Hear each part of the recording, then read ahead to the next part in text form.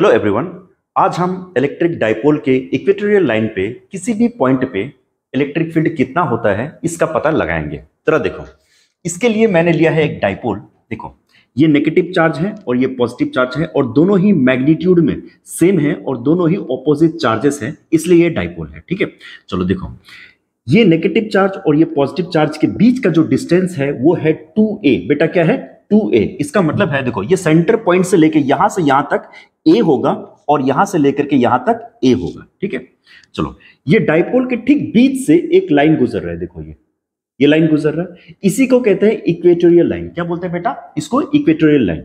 देखो, ये लाइन गुजर रहा है ऐसे, और यहां में इस पॉइंट पे हम निकालेंगे इसका इलेक्ट्रिक फील्ड। यहां से लेकर के यहां तक, यहां से लेकर के यहां तक आपको एक राइट एंगल ट्रायंगल दिख रहा है कि नहीं? ठीक, चलो देखो, यहां से लेकर के यहां तक आपको एक राइट एंगल ट्रायंगल दिख रहा होगा। ठीक है, देखो, यहां से लेकर के यहां तक का डिस्टेंस है r और यहां से लेकर के यहां तक का डिस्टेंस है बेटा a, बिकॉज टोटल डिस्टेंस है 2a। ठीक है, चलो, यहां से लेकर के यहां तक का डिस्टेंस हम सिंपल ज्योमेट्री से फाइंड आउट करेंगे थ्रू पाइथागोरस थ्योरम।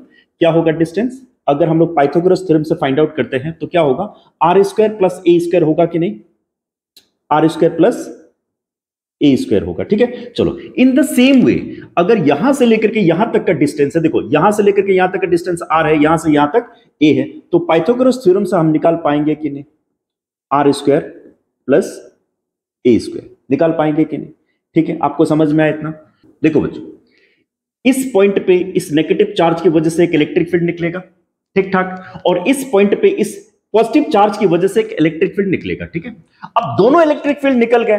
दोनों इलेक्ट्रिक फील्ड निकालने के बाद हम उसको वेक्टर एडिशन कर देंगे, उसका फाइनल हमारा एक इलेक्ट्रिक फील्ड निकल आएगा। ठीक, इससे पहले कि मैं ये फॉर्मूला ड्राइव करूं, सबसे पहले एक टर्म का मतलब आपको समझना बहुत जरूरी है, और वो टर्म है dipole moment.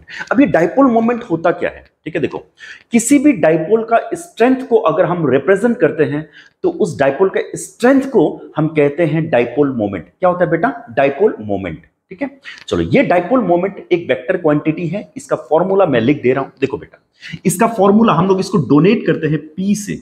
P is equal to, देखो, दोनों ये डाइपोल के दोनों के बीच का जो डिस्टेंस है दैट इज 2a।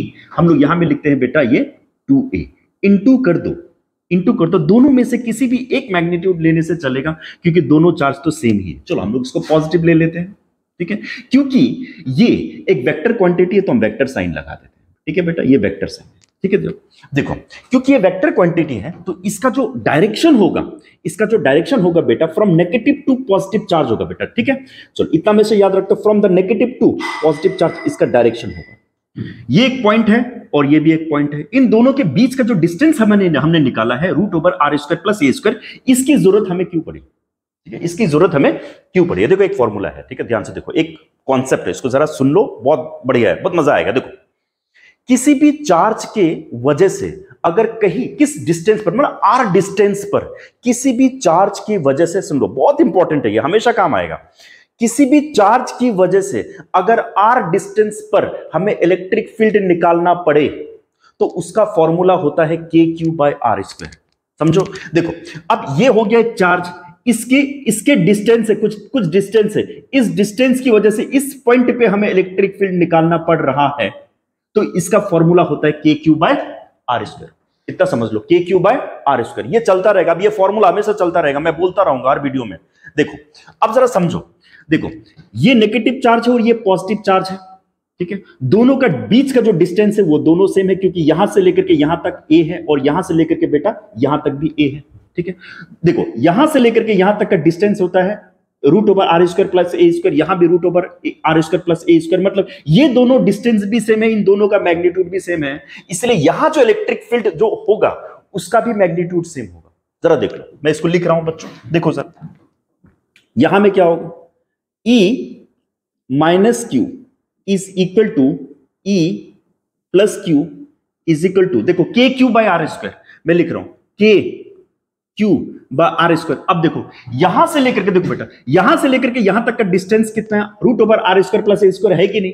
है कि नहीं? अब जरा देखो, इसका अगर मैं √r square plus a square है, अगर मैं इसको स्क्वायर कर दूं, ये रूट हटेगा कि नहीं? ये रूट हटेगा कि नहीं? मेरे पास बचेगा क्या? r square plus a square होगा कि नहीं?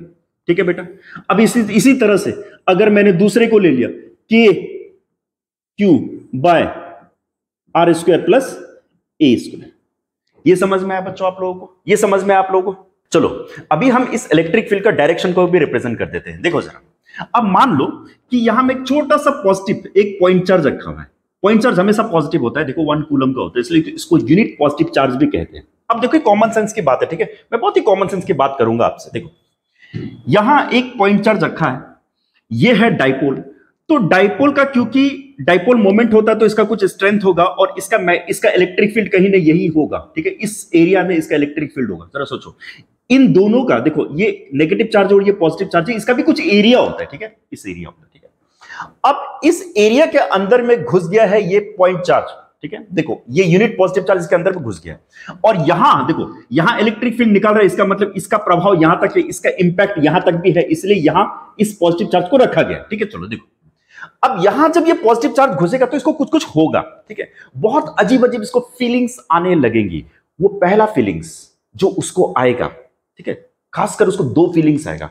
वो पहला फीलिंग्स क्या होगा जो इसको आएगा, मन में फीलिंग्स आएगा। देखो ये क्या कहेगा कि मुझे कोई रिपेल कर रहा है, मुझे इस तरफ कोई धकेल रहा है, मुझे रिपेल कर रहा है, मुझे इस तरफ कोई धकेल रहा है। क्यों? देखो ये पॉजिटिव चार्ज है, ये भी पॉजिटिव चार्ज है, तो पॉजिटिव पॉजिटिव क्या करेगा, वो रिपेल करेगा, ठीक है। तो इसको क्या करेगा बेटा, ये इसको कोई रिपेल करेगा, इस तरह इस डायरेक्शन में कोई इसको रिपेल करेगा, ठीक है। चलो ये फीलिंग्स तो समझ में आ गया, ठीक है। चलो एक और फीलिंग समझते हैं। इसको देखो कुछ कुछ होगा, इसका मतलब एक और फीलिंग्स आएगा इसको, ठीक है, खासकर 2 फीलिंग्स है इसका। तो एक और फीलिंग्स आएगा, बोले कि मुझे कोई खींच भी रहा है।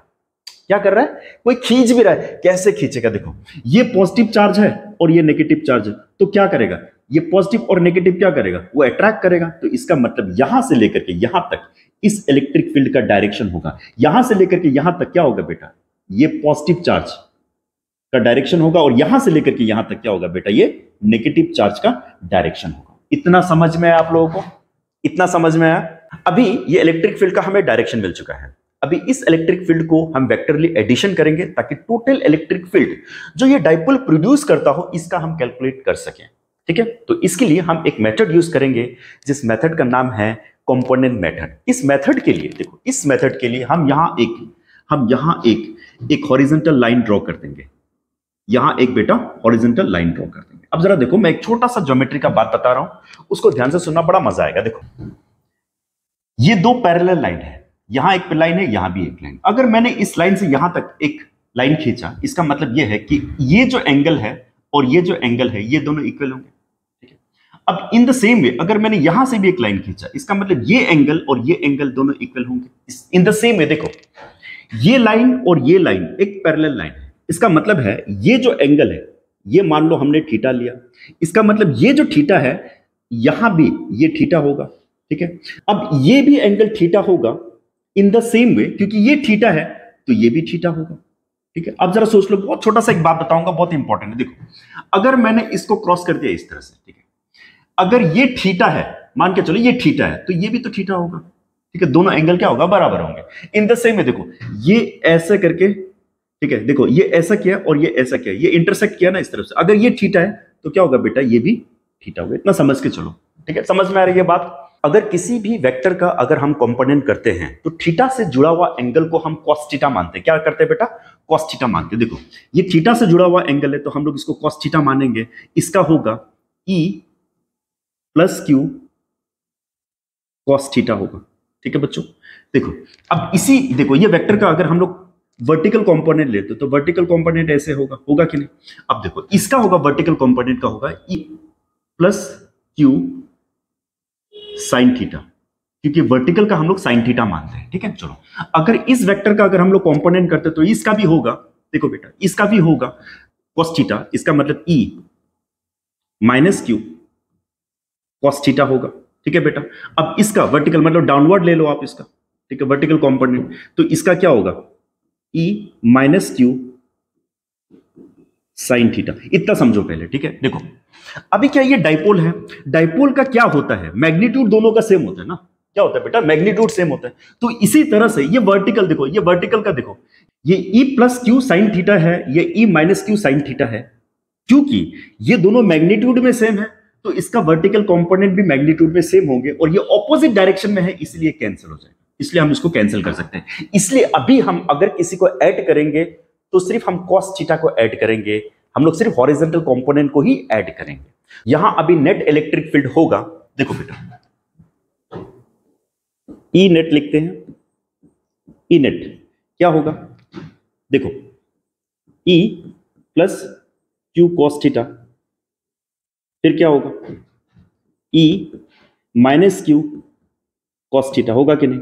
देखो क्योंकि दोनों मैग्नीट्यूड में सेम है तो हम क्या लिख सकते हैं 2e plus Q cos theta. देखो क्योंकि दोनों मैग्नीट्यूड में सेम है तो दोनों में से कोई भी एक ले सकते हो, मैंने पॉजिटिव वाला ले लिया, आप नेगेटिव को लेकर के भी चल सकते हो, कोई दिक्कत की बात नहीं है। ठीक है, चलो आगे देखते हैं। तो देखो इधर में 2, अभी मुझे सब्स्टिट्यूट करना है बेटा। सब्स्टिट्यूट अगर मैंने कर दिया e प्लस क्यू, देखो e प्लस क्यू का मैंने क्या दिया था, देखो दोनों में से एक का ले लो, इसको मैं ले लेता हूं, क्या होगा बेटा k q by r square. देखो आर स्क्वायर का मतलब क्या होता है, ये देखो r square plus a square, ये आर स्क्वायर ही था, तो अगर मैंने इधर से लेकर के यहां तक का डिस्टेंस लिया तो ये आर है, इसको आर स्क्वायर अगर दे तो रूट हट जाएगा। ठीक है बेटा, अभी मैं क्या कर रहा हूं, देखो इसमें ले रहा हूं r square plus a square, ये होगा कि नहीं? अब कॉस थीटा आ गया, देखो देखो बेटा मैं इसको इधर लिख दे रहा हूं, देखो अब ये कॉस थीटा आ गया।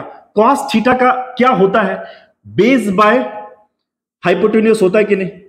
क्या होता है बेटा, बेस बाय हाइपोटेन्यूज होता है कि नहीं? देखो अब cos थीटा को मैं रिप्रेजेंट कर रहा हूं, cos थीटा का बेस बाय हाइपोटेन्यूज। बेस क्या है बेटा, देखो इस ट्रायंगल को जरा देखो, इसका बेस क्या है बेटा, a है, चलो मैं यहां में a लिख दे रहा हूं। ठीक है, बेस बाय हाइपोटेन्यूज, हाइपोटेन्यूज क्या है, यहां से लेकर के यहां तक का हाइपोटेन्यूज है कि नहीं? तो इसका मतलब होता है क्या है, ये r square plus a square यहां होगा कि नहीं? होगा कि नहीं? ठीक है, चलो इसका आगे बढ़ जाते हैं हम, इसको लेते हैं 2 इंटू, जरा देखो 2 इंटू के क्यू ए तो आएगा, चलो इधर लिख देते हैं के क्यू ए आएगा कि नहीं? उसके बाद क्या होगा, देखो इसका है बेटा 1 होगा, इसका टू द पावर 1 है, इसका 1/2 है, इसका मतलब है देखो 1 प्लस अगर मैं 1/2 ले लूं, 2 एलसीएम ले लूं, इधर में क्या होगा 2 प्लस 1 होगा, इसका मतलब 3/2 होगा कि नहीं? ठीक है, 3/2 होगा कि नहीं? इसको मैं मिटा दे रहा हूं। ठीक है, आप देख सकते हैं बेटा ये 3/2 है, इसको मैं मिटा दे रहा हूं। ठीक है, चलो देखो इसका मतलब है r square plus a square 3/2 होगा कि नहीं? ये होगा कि नहीं बेटा? अभी जरा देखो, ये हो गया हमारा नेट इलेक्ट्रिक फील्ड। ठीक है, नेट इलेक्ट्रिक फील्ड। अभी हमको इसमें डाइपोल मोमेंट रिप्रेजेंट करना है, क्योंकि ये डेरिवेशन डाइपोल मोमेंट से स्टार्ट होता है, डाइपोल मोमेंट से बेटा खत्म होता है। अब जरा देखो डाइपोल मोमेंट का क्या है, 2a इंटू क्यू है कि नहीं? देखो इसमें सारे चीजें हैं, देखो 2 है, a है और q है कि नहीं? इसके बदले में क्या लिख सकता हूं, इसके बदले में क्या लिख सकता हूं, ई नेट। इसके बदले में क्या लिख सकता हूं बेटा, ई नेट क्या लिख सकता हूं मैं? ठीक है, देखो क्या आएगा, के पी डिवाइडेड बाय क्या आएगा, r square plus a square 3/2 आएगा कि नहीं? देखो 3/2 आएगा कि नहीं? ये होता है नेट इलेक्ट्रिक फील्ड, ये हमारा होता है फाइनल फॉर्मूला बच्चा। ये क्या होता है बेटा, ये फाइनल फॉर्मूला। अब देखो ये बहुत ही इंपॉर्टेंट बात है जो आपको समझना है, इसको कहते हैं स्पेशल केस। क्या बोलते हैं, स्पेशल केस बोलते हैं इसको, स्पेशल केस।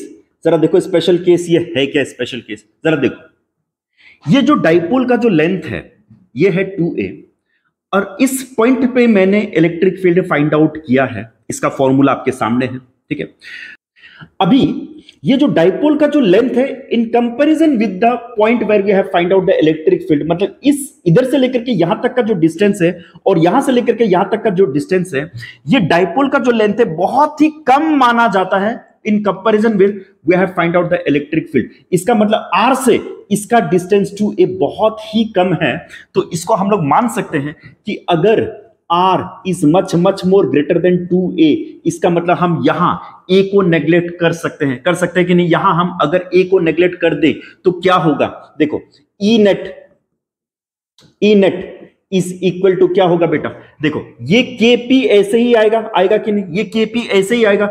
इसका मतलब अगर हम लोग a को नेग्लेक्ट कर दे रहे हैं, देखो अगर हम लोग a को नेग्लेक्ट कर दे तो इसको हम लोग लिखना ही नहीं है इसमें।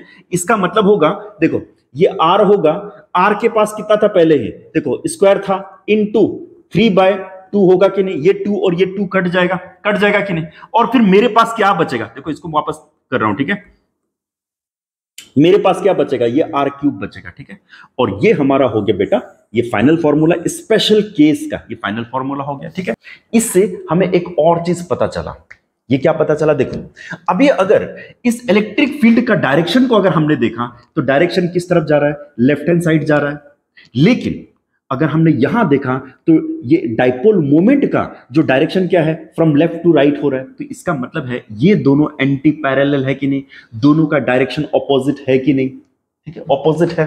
तो अगर हम इसको वेक्टर फॉर्म में लिखते हैं बेटा, इसको अगर वेक्टर फॉर्म में लिखते हैं तो हम यहां में भी, यहां में वेक्टर साइन देना होगा, तो हम वेक्टर साइन देखिए कि ऊपर में एक वेक्टर साइन है, लेकिन हमें यहां में एक माइनस साइन देना पड़ेगा। ये माइनस साइन क्या रिप्रेजेंट करता है? कि direction of electric field is opposite to the dipole moment, ये रिप्रेजेंट करता है। इतना अच्छे से समझना पड़ेगा इसको, ठीक है। चलो एक और चीज, इसमें हमें क्या पता चलता है? इसमें हमें क्या पता चलता है, जरा ध्यान से देखो। अगर ये दोनों अगर कांस्टेंट रहा तो इसका मतलब हमें क्या मिलेगा? E net is inversely proportional to R cube होगा कि नहीं?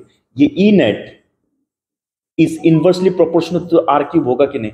इसका मतलब है कि जैसे ही डिस्टेंस बढ़ेगा इलेक्ट्रिक फील्ड कमेगा, जैसे ही डिस्टेंस कमेगा इलेक्ट्रिक फील्ड बढ़ेगा, इसका मतलब होता है। ठीक है, आशा करता हूं कि वीडियो पसंद आया होगा। अगर वीडियो पसंद है तो लाइक करो, शेयर भी करो यार। Thank you very much, see you in the next video.